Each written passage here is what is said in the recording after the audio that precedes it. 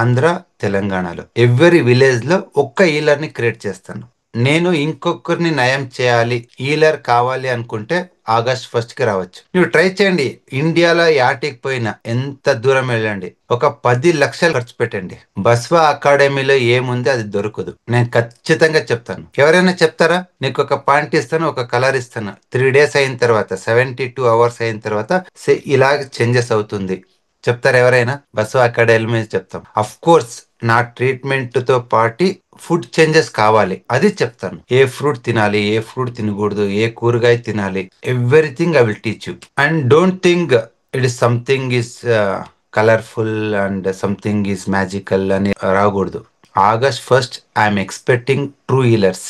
నేను నా family medicine free కావాలి. నేను ఎవరిని కన్సల్ట్ చేస్తానో, ఎవరిని చూస్తానో వాళ్ళు మెడిసిన్ ఫ్రీ అవ్వాలి అనుకునే వాళ్ళు ఆగస్ట్ 1 కి రావచ్చు. మీరు అనుకోవచ్చు నేను 10,000 ఇస్తాను, 12,000 ఇస్తాను, అందుకనే నేర్పిస్తున్నారు అని. No, it is not about money at all.